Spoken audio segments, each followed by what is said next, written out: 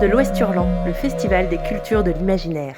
Merci à tout le monde d'être présent à cette table ronde de l'Ouest Hurlant en partenariat avec Numérama, donc en raison d'un partage d'un même amour envers les cultures de l'imaginaire et d'une même passion envers nos futurs possibles. Et pour cette table ronde donc sur les technologies sont-elles un frein à l'utopie, nous recevons Émilie Kerbalek et Pierre Bordage. Pierre Bordage, donc auteur prolifique de science-fiction et de fantasy, dernière œuvre en date, la trilogie Métro Paris 2033, et chez La Talente, Émilie Kerbalek, on vous doit Albin Michel Imaginaire, quitter les monts d'automne et peut-être prochainement un nouveau roman également chez ce même éditeur. Alors peut-être pour qu'on s'entende bien dans cet début de conférence, on pourrait commencer par essayer de définir un peu ce dont on va parler. Et j'aimerais bien savoir, chacun de vous, ce que vous entendez dans le mot utopie. Émilie Kerbalek. C'est moi qui commence. Tiens, Pierre, tu ne veux pas commencer? Non, c'est ça la question. Ce que j'entends moi, Eh ben, c'est compliqué. L'utopie, c'est un lieu, par définition, c'est un lieu qui n'existe pas, où existerait une société, où on pourrait fonder une société idéale. Maintenant, que peut être cette société idéale? Où peut-elle se situer? C'est vraiment une vaste question, donc j'ai pas vraiment de réponse toute prête à ça. Mais la science-fiction, effectivement, ou même la fantasy, les littératures de l'imaginaire utilisent beaucoup ce thème et le déclinent de bien des façons. Et on pourra en discuter. Pierre. Merci. Je n'ai rien à ajouter, c'est parfait. Non, mais l'utopie, c'est très ennuyeux à écrire. Donc, on passe par plutôt des dystopies pour essayer de définir en creux ce qu'est l'utopie, parce qu'on n'a jamais réussi à faire des utopies. Je ne pense pas que l'humanité a fait beaucoup d'essais d'utopie dans l'histoire, hein, ne serait-ce que les phalanstères de Fourier, et toutes ces tentatives. Celle de Spartacus dans le film, par exemple, de Stanley Kubrick. Il y a quelque chose qui... Il y a aussi, dans les années 70, il y a eu beaucoup de tentatives utopiques, de communautés, etc., de redéfinir un peu les modes de fonctionnement. Et ça n'a jamais bien fonctionné parce que il y a comme quelque chose qui se met en route malgré nous, malgré les bonnes intentions des gens qui veulent créer des utopies, qui font que ça échoue en permanence, quoi. Alors après, le sujet du débat, c'est est-ce que la technologie est un frein pour l'utopie? Je pense que c'est plutôt l'esprit humain qui est un frein pour l'utopie. Et l'espèce d'obsession de pouvoir ou de vision subjective de l'humain sur lui-même qui fait que ça rend les vies en communauté très très compliquées. Alors... Moi, je suis plutôt optimiste, je ne sais pas pourquoi. Pourtant, le monde dans lequel on vit, il est vraiment merdique. Mais non, je pense qu'on a tous ce potentiel de transformation à l'intérieur de soi. Mais bon, après, de destruction aussi. Non, ce qui est intéressant, c'est dans l'imaginaire, c'est de justement pouvoir imaginer des sociétés qui puissent être différentes, alternatives. Et ça permet de jeter un regard... de faire un pas de côté et de regarder notre propre société, nos propres fonctionnements, un regard critique, un regard distancié, et c'est ça qui est intéressant, il me semble. Alors récemment, j'ai lu, oui, je sais que je l'ai lu tard, j'aurais dû le lire plus jeune, mais bon, j'ai lu ce grand classique d'Ursula Le Guin. Exactement, voilà. Donc là, c'est une allégorie hyper puissante d'une utopie anarchiste, d'une société donc qui s'est d'un groupe humains qui s'est séparé en fait d'une autre société pour aller fonder une société anarchiste sur la planète Anarès, je crois qu'elle s'appelle. Voilà, c'est bien ça. Ouais. Anarès, voilà, c'est ça. Et justement, en fait, quand je réfléchissais au thème de cette discussion, je trouvais que c'était hyper intéressant de parler de ce roman parce que non seulement elle décrit une société qui fonctionne selon des principes anarchistes, donc déjà ça, rien que ça, c'est intéressant. Mais en plus de ça, c'est l'histoire d'un scientifique, Chevèque, qui est donc le rapport entre la science et l'utopie. Donc ce scientifique, en fait, c'est un génie. Il a l'intuition, en fait, d'une théorie du temps, en fait, qui il me semble, qui bouleverse complètement en fait les idées reçues, les principes scientifiques acquis. Et pour pouvoir en fait mener à bien ses recherches, en fait, il rencontre justement des freins au sein de cette société utopique sur Anares. Et notamment, il se heurte en fait, justement à la volonté de contrôle en fait d'un homme qui est au-dessus de lui en fait. Il n'y a pas de hiérarchie, c'est une société sans hiérarchie, mais il y a quand même en fait des rapports de pouvoir qui s'établissent malgré tout.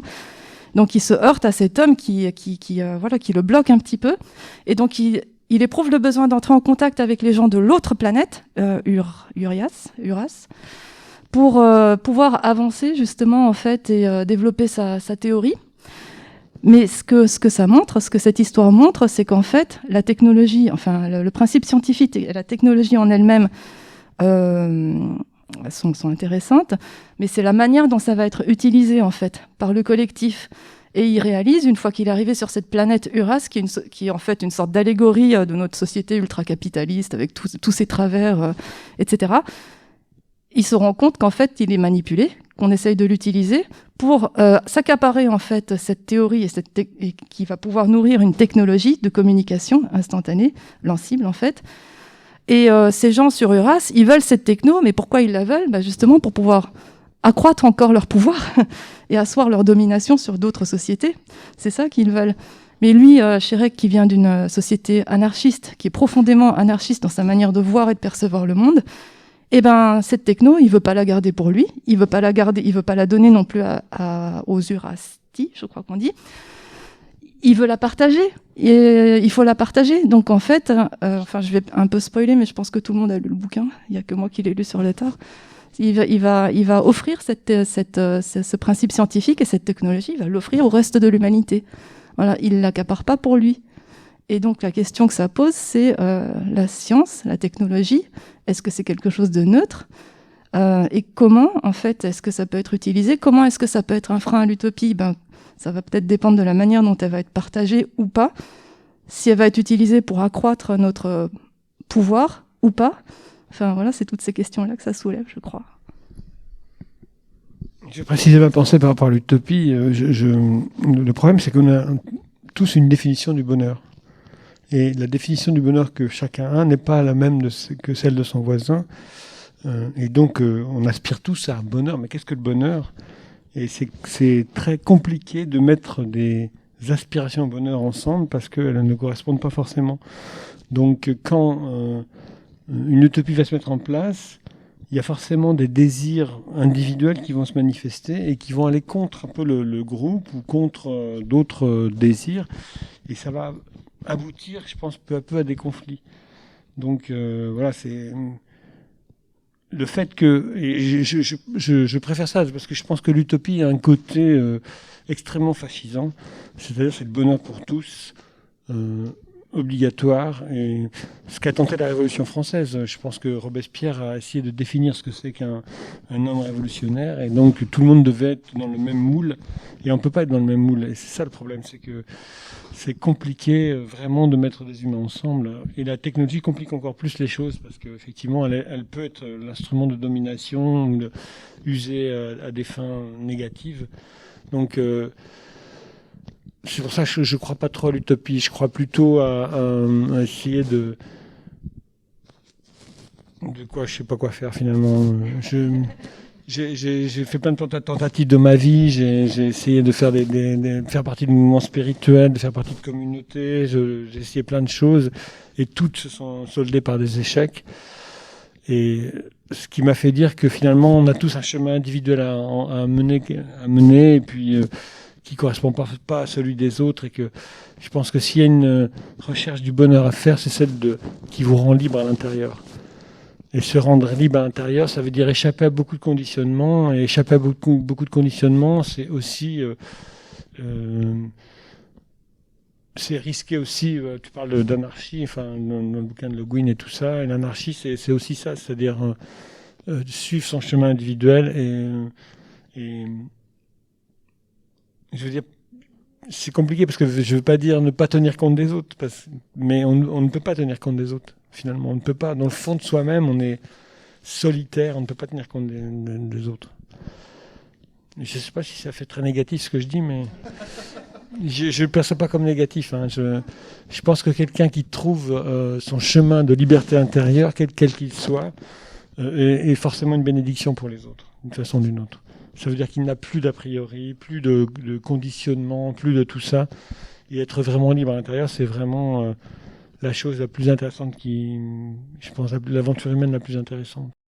La plupart des œuvres de science-fiction de référence dont on entend parler de nos jours et qui parlent de technologie, comme par exemple Black Mirror, ce sont généralement des dystopies. Par exemple, le genre littéraire qui parle le plus de technologie, c'est le cyberpunk. On ne peut pas dire que les gens qui vivent dans ces mondes cyberpunk soient particulièrement heureux et heureuses.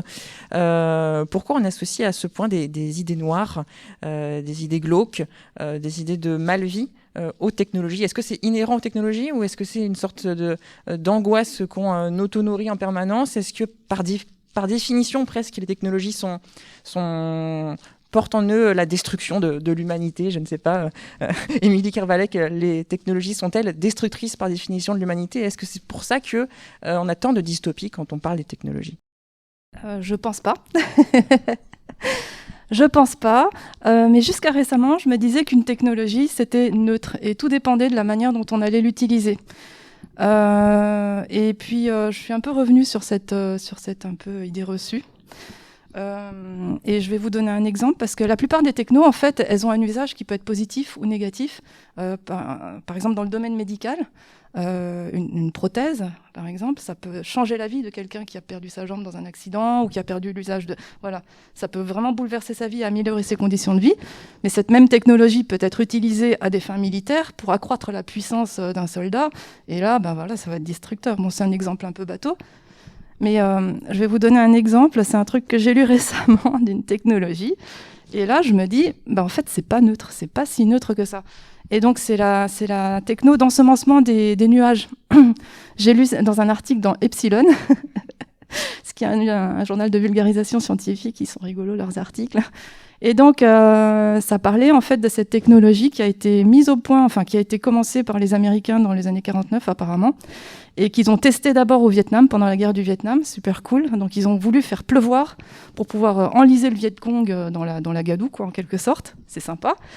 Et ensuite, c'est utilisé par diverses nations, Israël, etc. On sait que le stress hydrique va augmenter. Dans cet article, il disait que je crois qu'à l'horizon 2030, je ne sais plus quel pourcentage de la population mondiale va souffrir de stress hydrique. C'est déjà le cas. Il y a déjà des sécheresses abominables dans la Corne de l'Afrique. On n'en parle jamais, mais il y a des gens qui crèvent de faim, quoi, tout le temps. Et bon, bref. Donc, la Chine souffre de stress hydrique et ça va s'aggraver. Et donc, ils ont émis un décret récemment, là, en décembre 2020, je crois, et qui dit qu'ils vont utiliser cette technologie d'ensemencement des nuages pour augmenter la pluviométrie sur, je crois, une surface délirante, genre 5 millions de kilomètres carrés, un truc de ce goût-là. Et donc, pour ce faire, ils vont installer des canons, des canons à... Alors, la particule, c'est, je sais pas, un truc à base d'argent, iodure d'argent ou un truc de ce goût-là. Ouais, c'est ça.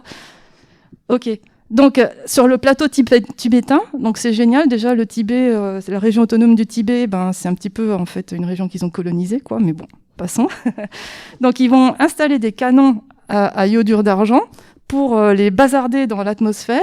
Ces particules-là, en fait, elles ont la capacité de faire refroidir un petit peu la température, donc ça fait cristalliser l'eau, c'est bien ça. Et du coup, il va neiger, en fait, sur les versants de l'Himalaya. Et donc, s'il neige, après, la neige va fondre et ça va alimenter les cours d'eau, et notamment le fleuve bleu, etc., qui va irriguer ensuite les plaines. Sauf qu'il me semble, détrompez-moi si je fais une erreur, que ces particules, déjà d'une, elles sont un peu toxiques pour l'environnement aquatique, la vie aquatique. Et puis, après, ça pose des tas de questions, en fait, la géologie. Elle est prélevée dans l'atmosphère au détriment d'un autre endroit où elle aurait pu tomber. Donc, du coup, oui. Ça paraît une ressource en eau atmosphérique, c'est privé d'eau potable. Exactement. En fait, à partir du moment où on va toucher au système global, en fait, c'est exactement ce que vous dites. Donc, en fait, rien qu'en concevant cette technologie, et en la mettant en œuvre, à la base, déjà, on a l'intention de s'accaparer une ressource qui, normalement, devrait faire partie du système Terre et devrait être collective. Donc, est-ce qu'elle est neutre, cette techno ? Je ne sais pas ce que vous en pensez. C'est pas neutre. Il y a déjà une intention derrière, quoi. Qu'est-ce que tu en penses, Pierre ? Si je pense à quelque chose, ça me ferait bien. Évidemment, la technologie, comme tu disais tout à l'heure, elle peut être bien ou mal utilisée. Quand on a inventé le couteau, on a chassé, on a dépecé les animaux et on a aussi tué ses contemporains. Quand les Chinois ont inventé la poudre, ils ont fait des feux d'artifice et après la poudre dans le canon. Mais il y a toujours un usage, disons, négatif des technologies. Et cet usage l'usage négatif est d'autant plus important et dangereux que la technologie augmente en permanence le pouvoir.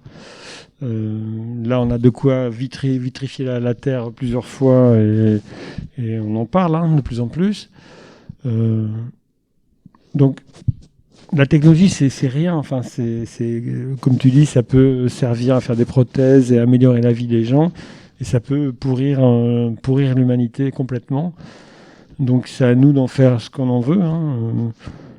Je pense qu'elle est neutre, parce que tu parles des hydrocarbures, ils n'ont rien demandé. Les hydrocarbures, c'est une volonté politique qu'il y a derrière.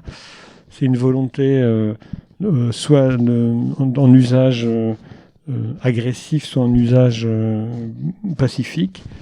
Donc, derrière, il y a toujours la décision humaine. Il y a toujours une décision humaine, sauf si, c'est ce qu'avait décrit Jean-Michel Truong dans Totalement Inhumaine, sauf si les technologies se mettent à devenir autonomes, en quelque sorte. Si elles prennent l'initiative, et ça va de plus en plus vers l'initiative. On parle de la voiture intelligente, on parle de contrôle des feux dans les villes, enfin de tout ça. Donc il y a des prises d'initiative de l'intelligence artificielle qui peuvent déboucher sur une intelligence artificielle autonome. Ce qui fait que, d'après Jean-Michel Truong, qui est un spécialiste de l'intelligence artificielle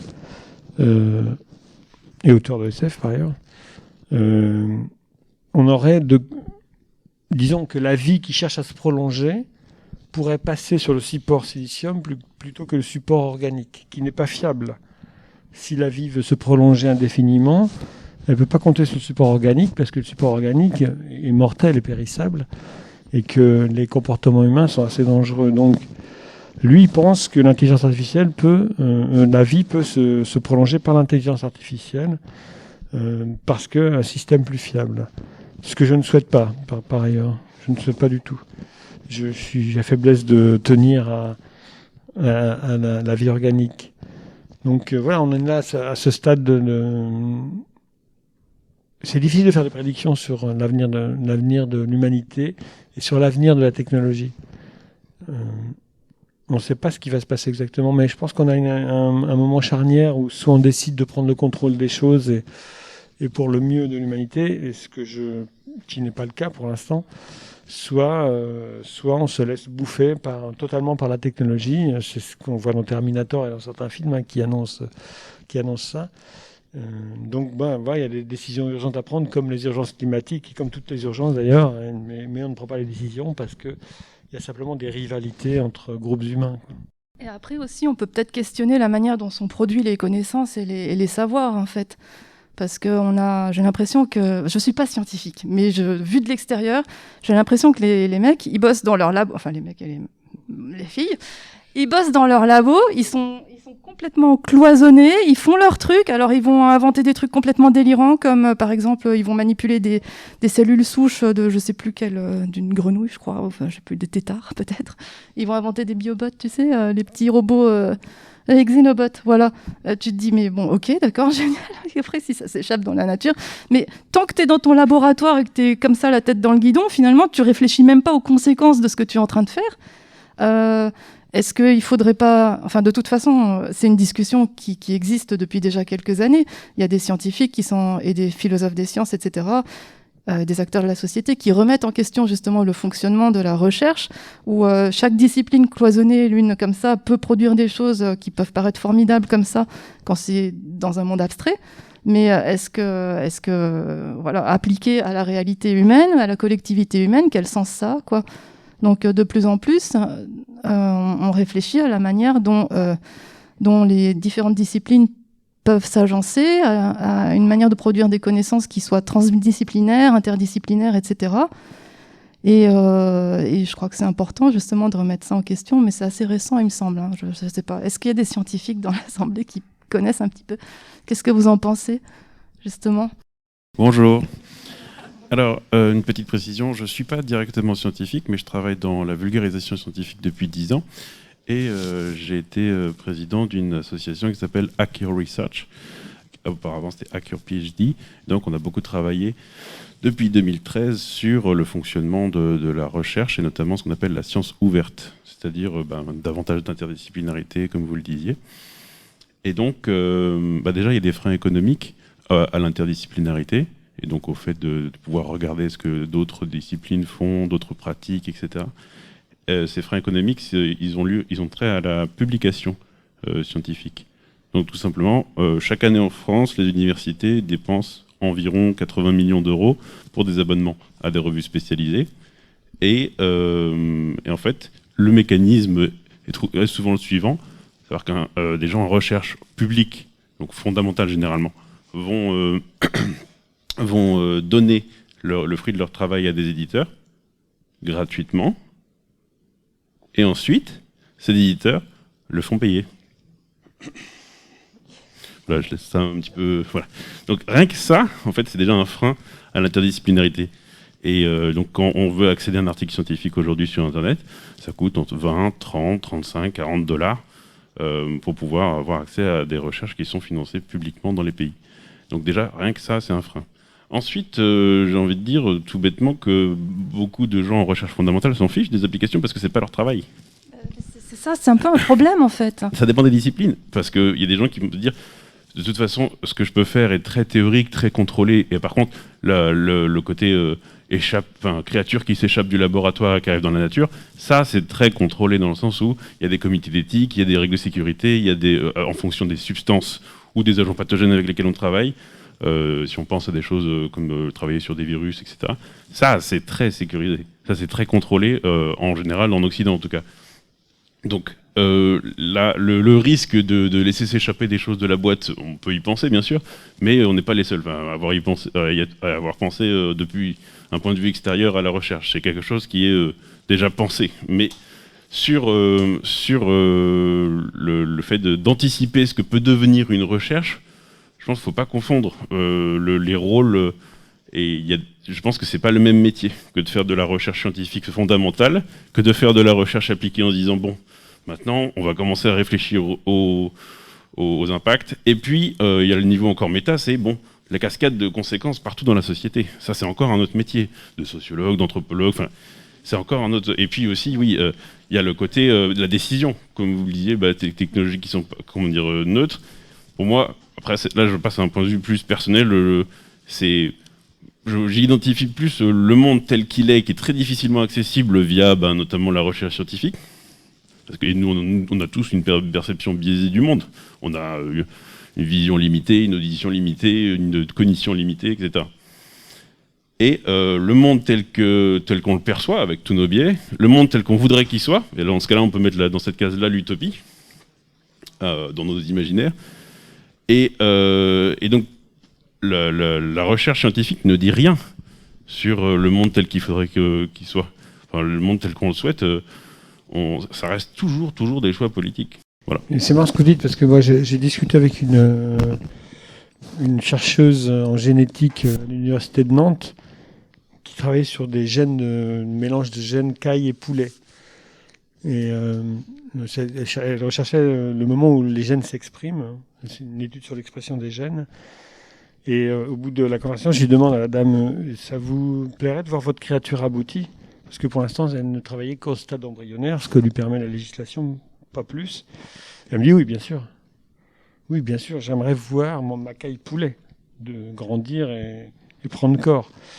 De même que les mecs qui travaillent sur les génétiques de dinosaures, ils aimeraient bien voir les dinosaures en chair et en os. Donc, il y a quand même un désir des scientifiques, même s'ils sont... c'est de la recherche fondamentale, de pousser au bout leur recherche, sans tenir compte forcément des conséquences derrière, quoi. Moi, il y a un cadre éthique, mais beaucoup seraient prêts à pousser un petit peu le cadre éthique pour... Ouais, c'est sûr. Et c'est pour ça que je pense que, je te le redonne bientôt, Émilie. Je pense que sur des problèmes fondamentaux, sur la génétique entre autres, parce que je pense que la génétique c'est un peu une science de l'avenir, l'infiniment petit combiné avec l'informatique, ça peut donner des choses très puissantes, des changements fondamentaux sur lesquels les gens seraient prêts à faire quelques concessions, on va dire. En fait, est-ce qu'il ne faudrait pas réfléchir, avant même de penser aux conséquences de ces recherches, est-ce qu'il ne faudrait pas introduire, comme le préconisent un certain nombre de penseurs et de philosophes et de scientifiques, introduire la notion de collectif et de démocratie à la base même, en amont en fait, avant même de commencer un programme de recherche, de se dire quelle utilité ça a pour le collectif humain et pour notre planète qui est en train de souffrir en fait. Est-ce que c'est pas important déjà de commencer par une réflexion collective avant de se lancer? Voilà. Il faudrait déjà dégommer tous les GAFA. Et puis, on pourrait parler après parce qu'il y a quand même un enjeu économique très très très puissant qui fait que ça ne nous laisse pas de temps de réflexion. Le seul espace de réflexion, c'est quasiment la science-fiction qui le propose parce que là, on est collé aux réalités économiques qui font qu'il faut sortir, regarder le vaccin Pfizer pendant la pandémie du Covid. Il est sorti direct, quoi, sans le temps de réflexion nécessaire pour voir quelles seront les éventuelles conséquences. Donc, la pression économique fait que les scientifiques sont un peu pressurisés. Vous parlez de budget, il y a les budgets qui tombent ou pas, il y a tout ça, quoi.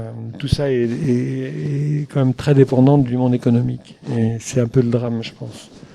J'avais une question, c'est simplement que, en fait, ce que vous dites là, par rapport à la technologie qui empêche la mise en place d'une utopie, en fait, c'est simplement en fait le produit en fait d'un être humain, c'est-à-dire que ce soit un objet technologique ou même une œuvre, parce qu'en fait, les moyens technologiques nous ont permis au fur et à mesure de nous tuer individuellement par dizaines, par centaines, par milliers, par millions. Mais au final, je voulais reprendre, vous disiez, finalement c'était votre sujet, est-ce qu'un scientifique ne doit pas s'interdire une découverte sous prétexte qu'elle pourrait être sortie de son contexte et puis être dévoyée et donc du coup produire des effets néfastes? Mais finalement, vous, en tant qu'écrivain, vous n'êtes pas sorti en fait de cette problématique-là, parce que imaginons que vous ayez une fulgurance, vous faites un écrit incroyable qui porte les foules, etc. Vous n'êtes pas à l'abri que des personnes montent une église où vous êtes le prophète en fait d'une chose, et en fait finalement votre propos sorti alors que c'était une œuvre de fiction. Maintenant, on a la technologie qui ferait que votre œuvre de fiction, qui est un produit artistique, culturel, en fait, pur, et donc totalement immatériel, en fait, quelque part, en fait, je veux dire, pourrait produire des effets néfastes qui dépassent totalement votre portée. Et donc, du coup, est-ce que vous devriez aussi, à la manière des scientifiques, vous mettre un moratoire sur votre création? Ce serait peut-être dommage aussi. Eh ben, en fait, au départ, moi, je pensais aussi qu'on pouvait écrire n'importe quoi, toutes les conneries qu'on voulait, que c'était pas grave. Et en fait, j'en suis venue à penser que non, en fait. Effectivement, ça peut être dévoyé, utilisé. Et puis en fait, j'ai l'impression qu'il y a deux grands récits qui s'affrontent. Il y a le récit technoscientifique, hyper optimiste ou négatif. Il y a les deux volets, utopiste ou dystopique, où la technologie est poussée à l'extrême et puis ça donne des sociétés qui peuvent être plus ou moins... mais en général, c'est plutôt positif ou négatif, peu importe. Ouais, c'est ça. Enfin, il y a l'idée quand même du progrès, en fait. Du progrès scientifique, progrès humain, augmenter l'humain, etc., etc. Et puis, depuis 50 ans à peu près, petit à petit, et de plus en plus aujourd'hui, on a un deuxième récit qui est le récit de l'effondrement, en fait, qui est la conséquence, en fait, de ces avancées, de cette manière de fonctionner, en fait, de la société. C'est pas que la technologie, c'est global, c'est systémique, tout est interdépendant, en fait. Et donc, il y a ces deux récits qui s'opposent. Et donc, c'est vrai que peut-être qu'il faut se positionner en tant qu'auteur de quel côté est-ce qu'on veut être. Et il y a des penseurs comme... là, j'ai découvert un penseur qui est super sympa, Pablo Servigne. Il est cool. Mais bon, il y en a plein d'autres qui disent que la science-fiction, justement, peut être un laboratoire pour essayer d'imaginer autrement, en fait, les choses. Qu'on a besoin aussi... c'est Aurélien Barraud, je crois, qui disait. Il dramatise un petit peu. C'est vrai qu'il y a des gens qui l'aiment pas parce qu'il est catastrophiste, mais peu importe en fait. Ce qui m'avait marqué, c'est qu'il avait dit qu'on n'a pas besoin, enfin, c'est pas d'ingénieurs dont on a besoin, mais de poètes et d'artistes en fait, pour rêver autrement le monde, rêver autrement notre rapport à la nature, aux autres, au collectif, etc., pour essayer d'imaginer une autre manière de percevoir et de vivre le monde et d'habiter notre planète en fait. Et je pense que les auteurs de science-fiction, justement, ils ont une place à prendre. Ça donne le vertige, ça. Parce que la question, ça revient à quoi sert un auteur. Nos petites histoires, à quoi elles servent, qu'est-ce que ça change à la vie du monde et tout. J'ai l'impression que ça change rien à la vie du monde parce que déjà les Huxley, Orwell ont déjà tiré les sonnettes d'alarme. Si vous prenez Le meilleur des mondes d'Huxley, on y est en plein dedans là. On arrive dedans le monde génétique. Si vous prenez La surveillance globale d'Orwell en 1984, on est en plein dedans d'une autre façon qu'il l'a prévu, mais on est quand même en plein dedans. Donc ces mises en garde posées par les auteurs de science-fiction n'ont servi strictement à rien. À rien du tout. Ça n'a pas empêché le monde d'évoluer tel qu'il a évolué. Donc à quoi on sert ?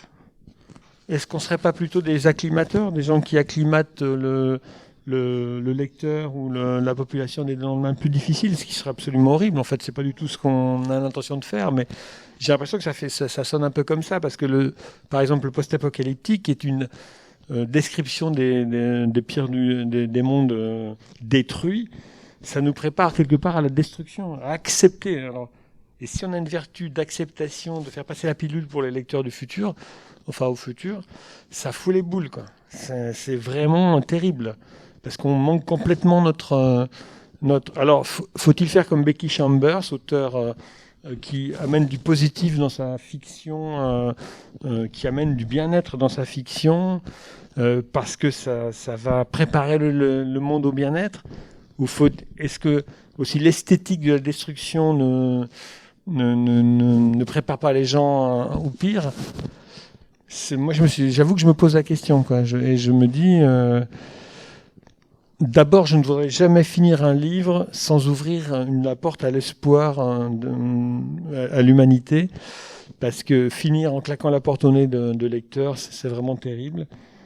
Parce que non seulement on lui a proposé un monde dégueulasse, mais en plus on lui dit, ce sera, de toute façon, il n'y a aucune chance de s'en sortir. Donc, est-ce qu'on veut préparer des lendemains plus enchanteurs? Je ne sais pas. J'avoue que là, je me pose des questions sur mon rôle d'auteur. Parce que je constate que les grands anciens, qui ont déjà posé des jalons de la réflexion sur l'utilisation de la technologie et le progrès social, sont pas du tout écoutés. Et c'est les dernières roues du carrosse même. Pierre, je suis pas entièrement d'accord. Non, mais enfin, c'est-à-dire que c'est normal de se poser cette question, mais je me dis quand même aussi que si, en fait, il y a quand même des graines qui sont semées. Par exemple, tu vois, je pense, moi, il y a un dessin animé qui m'a vachement marqué, c'est ce qui m'a donné envie d'écrire de la science-fiction, c'est Nausicaa de la vallée du vent, qui est un animé merveilleux. Je l'avoue, j'adore ça, les Ghibli. Et en fait, j'ai vérifié les dates, c'est 1984, Nausicaa de la vallée du vent, et il est déjà écolo, entre guillemets, avant l'heure, mais pas tout à fait avant l'heure, parce que je crois que dès les années 70, le rapport Meadows, c'est 1972, il me semble. Déjà en 1972, il y avait des scientifiques qui alertaient, qui tiraient la sonnette d'alarme en disant « on est dans un monde fini ». Et du coup, ce dessin animé qui a été regardé par des générations, je pense au moins 2 générations de jeunes gens, dans le monde entier, dans une partie du monde, on va dire, il a, tu vois, ça sème des graines.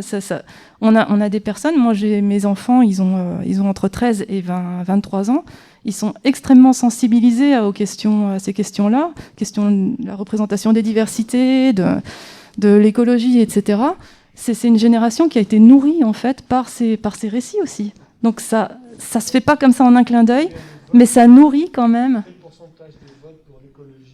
Je crois qu'il y avait une petite Non, question. mais c'est que t'as rebondi. Enfin, en fait, c'est que en France, dans les villes, les universités des sciences et les universités des humanités, elles sont à l'autre bout de la ville. C'est le cas à Rennes, c'est le cas à Nantes, c'est le cas à Paris, c'est le cas à Grenoble, enfin dans plein d'endroits où j'ai vécu.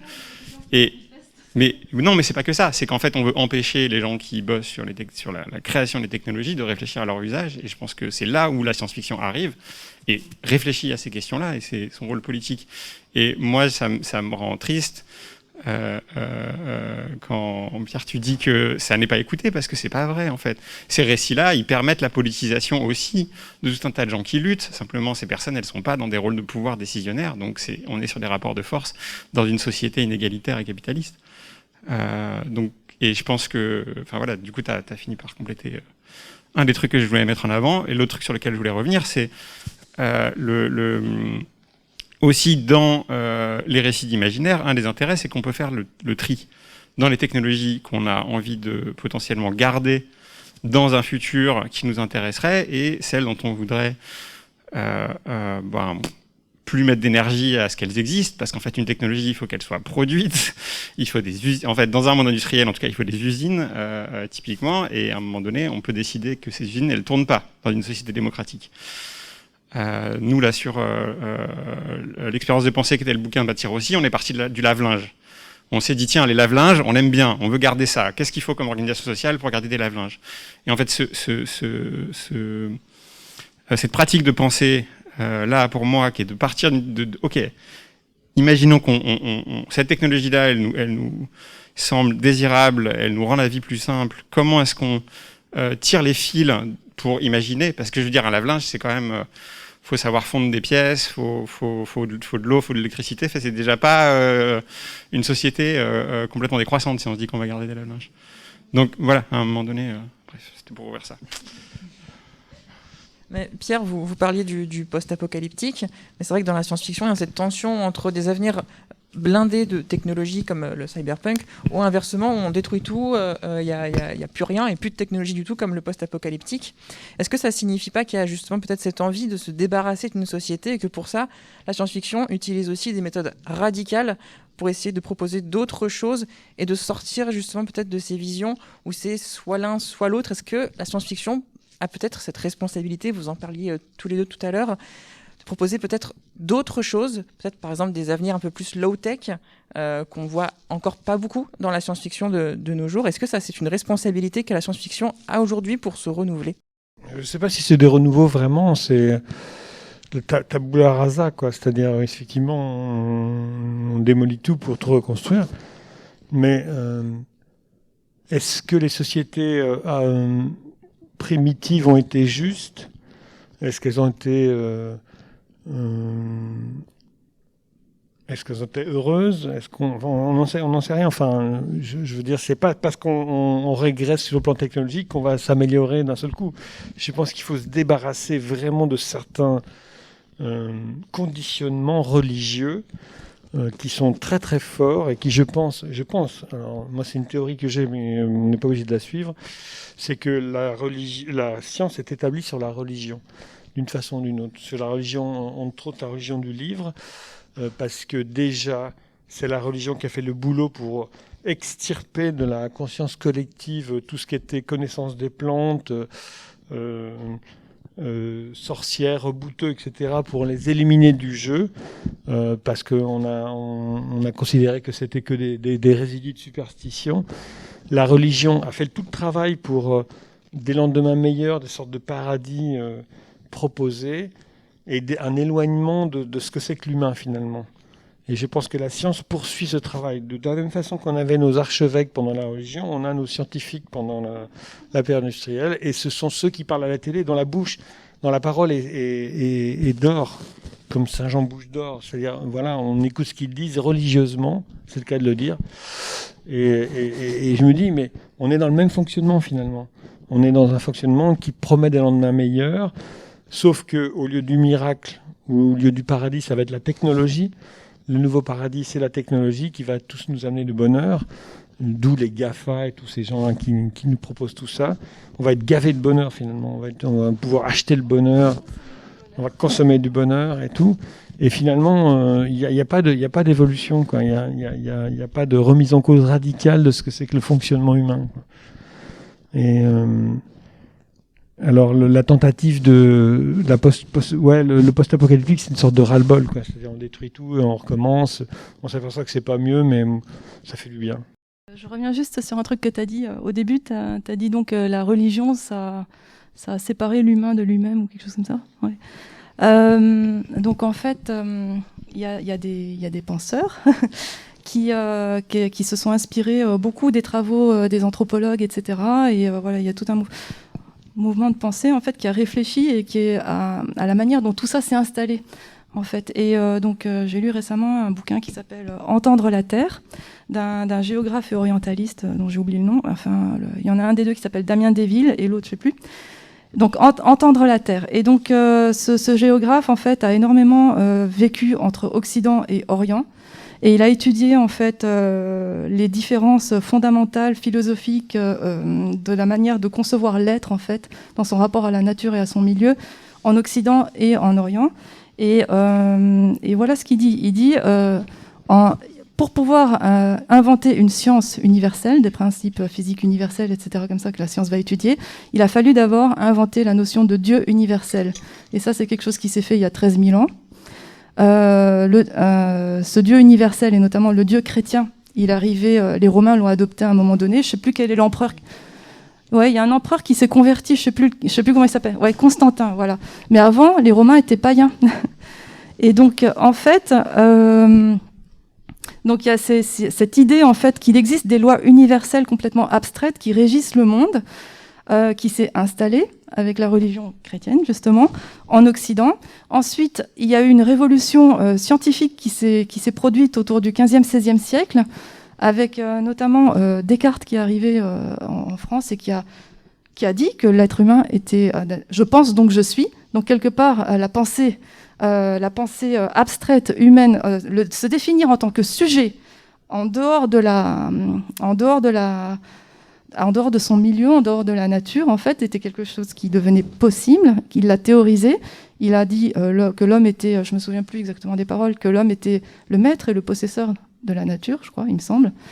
Et donc, à partir du moment en fait où le sujet humain peut s'extraire en fait de son environnement, de la nature, il peut aussi réifier, objectifier la nature, et il peut l'étudier, mettre en œuvre des moyens intellectuels et des moyens physiques pour l'étudier, parce que la nature devient un objet. Et donc, en fait, il y a une séparation en fait, entre l'être et la nature, une séparation fondamentale. Et c'est cette séparation, ce dualisme en fait, cartésien, qui fonde l'être moderne, et qui est le fondement en fait, de la manière dont la science ensuite s'est développée dans les sociétés modernes. Et cette séparation du sujet avec la nature, c'est un écart qui ne cesse de se creuser. Et dans sa version extrême, on en arrive à des gars qui s'imaginent, les transhumanistes, qu'on va pouvoir augmenter, transformer l'humain et l'extraire de sa niche écologique, comme si on pouvait exister en dehors de notre milieu. Et ça, est-ce que c'est pas une erreur fondamentale ? Est-ce qu'on n'a pas besoin justement de revenir un peu là-dessus en fait ?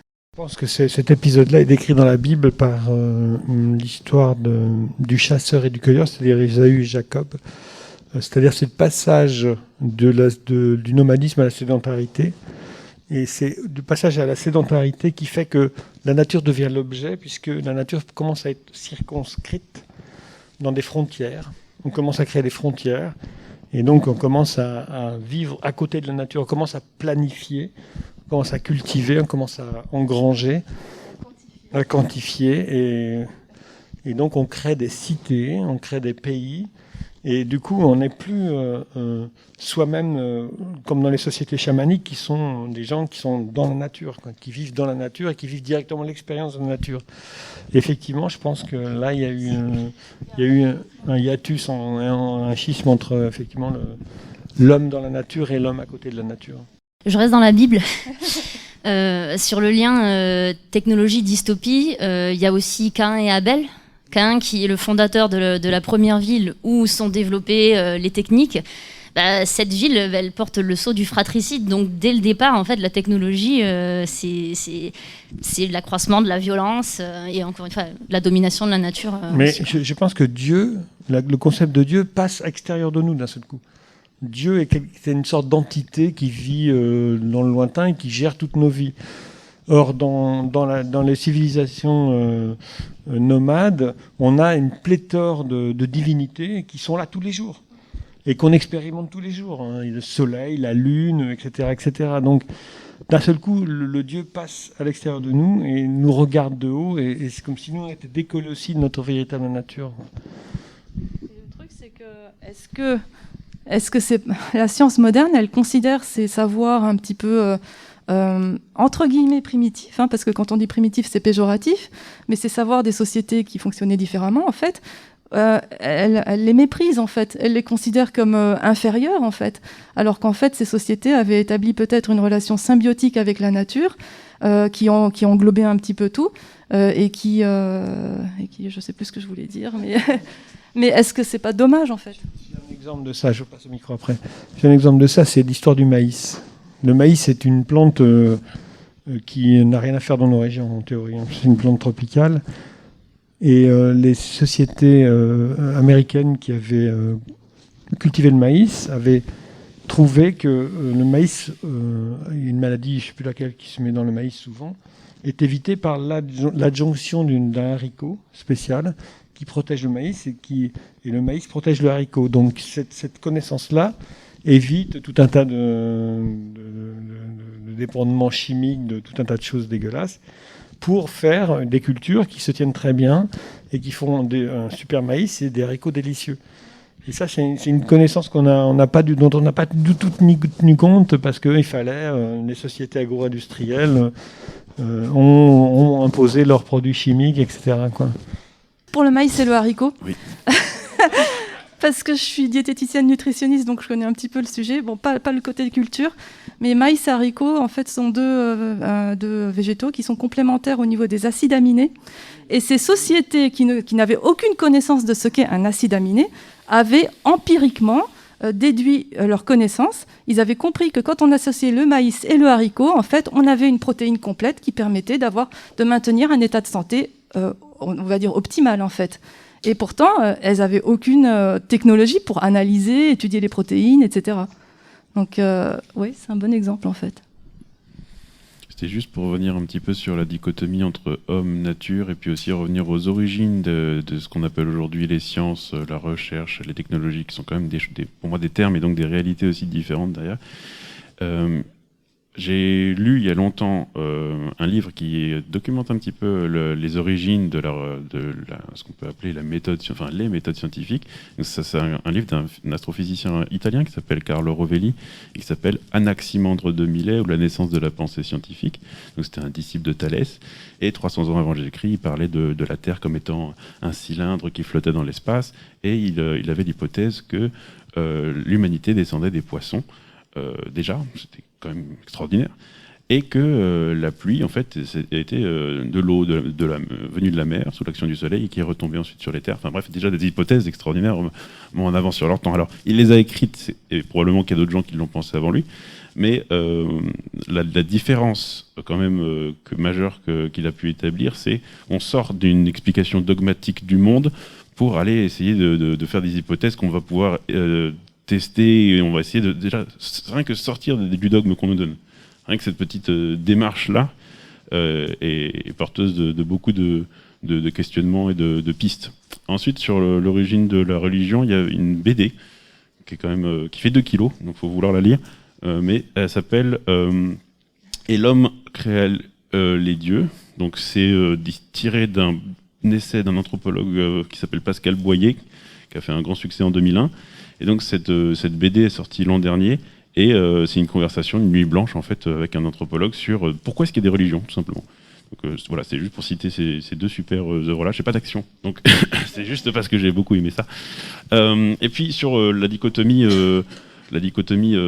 homme et nature, le dualisme cartésien, c'est entre le corps et l'esprit. C'est pas entre l'homme et la nature.